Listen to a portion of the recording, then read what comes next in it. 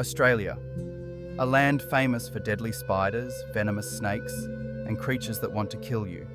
But what if I told you the real threats destroying this continent aren't native at all? They're invaders, and one of them is probably sitting in your living room right now. What's up, wildlife warriors? Today we're diving into Australia's biggest ecological nightmare, invasive species that are literally eating the continent alive. We're talking about 5 invaders that have caused billions in damage, driven native species to extinction, and changed Australia forever. And trust me, number 1 will absolutely shock you.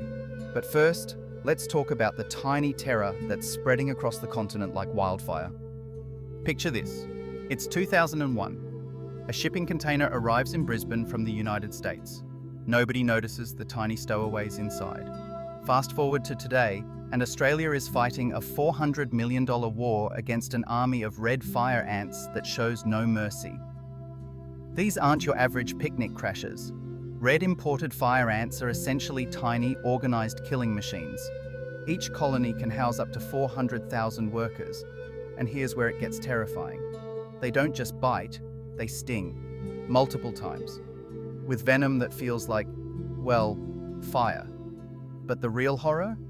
They're ecological terrorists. Fire ants swarm native wildlife, attacking baby birds in their nests, decimating ground-dwelling reptiles, and even killing small mammals. In the United States, they cause over $6 billion in damage annually. Australia? They're trying desperately to stop that nightmare from becoming reality. And they're winning. These ants have now infested over 700,000 hectares in Queensland. They're found in parks, backyards, schools, and farms. They've put entire agricultural industries at risk. Some experts warn that if they spread across Australia, they could cost the economy up to $2 billion per year. The Australian government has literally declared war on these half-centimetre soldiers, spending hundreds of millions on eradication programs. But fire ants are smart, adaptable, and nearly impossible to kill. When their colony floods, they form a living raft with their own bodies and float to safety. Seriously. Now let's hop over to possibly Australia's most famous and most catastrophic mistake, the cane toad. This is a masterclass in how good intentions can create an ecological apocalypse. 1935 and Queensland has a beetle problem destroying sugarcane crops. Some genius says, hey, let's import 102 cane toads from Hawaii, they'll eat the beetles. Spoiler alert, the toads couldn't even reach the beetles in the tall sugarcane. But you know what they could reach? Everything else. Fast forward to today, and Australia has over 200 million cane toads spreading across the continent like a toxic plague. And I mean literally toxic. These warty invaders are poisonous at every life stage, from egg to tadpole to full-grown toad. Their skin oozes bufotoxin, a deadly cocktail that can kill predators within 15 minutes. Native predators that evolved in Australia for millions of years? They never encountered anything like this. Quolls, goannas, freshwater crocodiles, snakes. They try to eat a cane toad and bam! Dead. Some snake species have declined by over 90% in areas where cane toads have invaded. And these toads are unstoppable. They're breeding machines, with females laying up to 30,000 eggs twice a year. They've spread from Queensland across to Western Australia, conquering an area roughly twice the size of Texas. They're heading toward the Kimberley region, home to some of Australia's most unique wildlife, and there's very little anyone can do to stop them. Scientists are getting creative though. They're using everything from toad-specific traps to training native predators to avoid them, to even considering genetic warfare. But right now, the toads are winning. Hold on to your hats because this next story starts with 24 rabbits and ends with environmental destruction on a continental scale. It's 1853 and some British dude named Thomas Austin releases 24 rabbits onto his property in Victoria so he can hunt them for sport. He reportedly said, "The introduction of a few rabbits could do little harm and might provide a touch of home." Wrong. So incredibly, catastrophically wrong. Those 24 rabbits became 10 billion. Yes, billion. Within just 50 years, rabbits had spread across the entire Australian continent, becoming the fastest spreading mammal invasion in history. At their peak, they were estimated to have the same environmental impact as 16 million sheep. Rabbits don't just eat vegetation, they demolish it. They strip landscapes bare, causing massive erosion, destroying habitats, and competing with native wildlife for food. Over 100 native plant species have been threatened or driven to extinction, and countless native animals have lost their homes. The economic damage? In the billions annually. Rabbits destroy crops, damage farmland, and contribute to massive soil erosion. Australia tried everything to stop them. Fences spanning thousands of miles, introducing diseases like myxomatosis and calicivirus, hunting, trapping, poison. They built the world's longest fence, the rabbit-proof fence stretching over 3,000 kilometres, and the rabbits found ways around it. Even today, with rabbit populations at only 200 million, they remain one of Australia's most costly pests.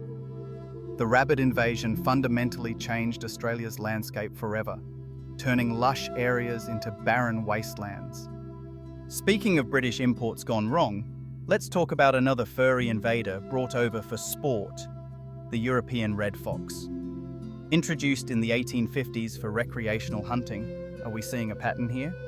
Foxes found Australia to be an all-you-can-eat buffet with zero competition. No wolves, no bears, no large cats to keep them in check. Just thousands of naive native animals that had never seen a predator like this. Red foxes are responsible for the extinction of several native species and the decline of over 40 threatened species. We're talking about bilbies, numbats, bandicoots, ground-nesting birds, and countless others. These opportunistic predators are smart, adaptable, and absolutely devastating to native wildlife. Here's the thing about foxes. They don't just kill to eat. They engage in surplus killing, wiping out entire populations of prey animals in a single night. A fox can kill 50 penguins or terns in one beach breeding colony and eat only one or two. The economic impact? Over $200 million annually in livestock losses alone, but the ecological cost is immeasurable.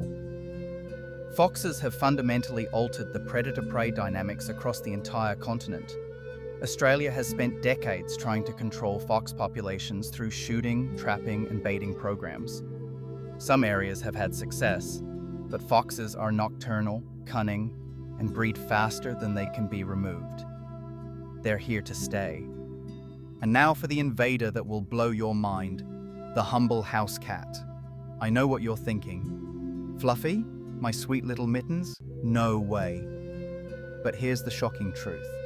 Feral cats are Australia's most devastating predator, period.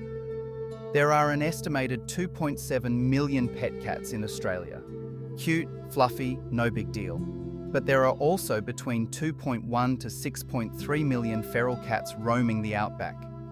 And these aren't house cats gone wild. These are apex predators that have evolved into efficient killing machines. Every single night, feral cats in Australia kill approximately 1.3 million birds.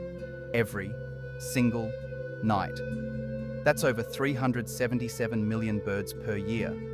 They also kill around 466 million reptiles and 815 million mammals annually. Let that sink in. Cats have been directly implicated in the extinction of at least 27 Australian mammal species. 27 species that exist nowhere else on Earth, gone forever because of an animal we keep as a pet. But here's where it gets really controversial. Even pet cats that roam outside are part of the problem. Studies show that domestic cats that go outdoors kill an average of 186 reptiles, birds, and mammals per year.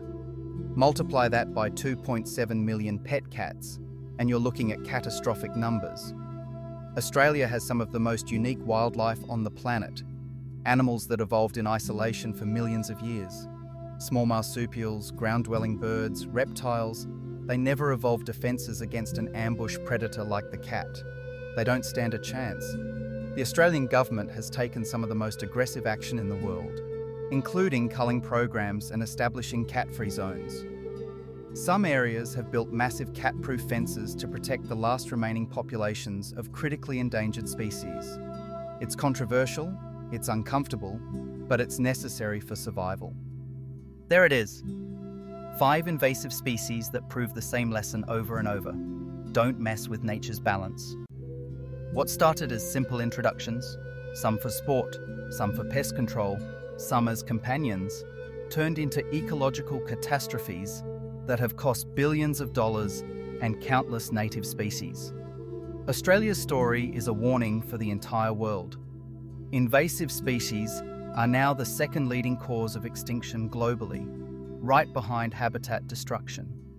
Every ecosystem on Earth is vulnerable. But here's the thing. We can learn from these mistakes. Support conservation efforts. Keep your pets indoors. Be mindful of what you're introducing into new environments. Because once an invasion starts, it's almost impossible to stop. What do you think? Should Australia take even more aggressive action against these invaders? Let me know in the comments. And if you learnt something today, smash that like button and subscribe for more wildlife content. Until next time, stay wild.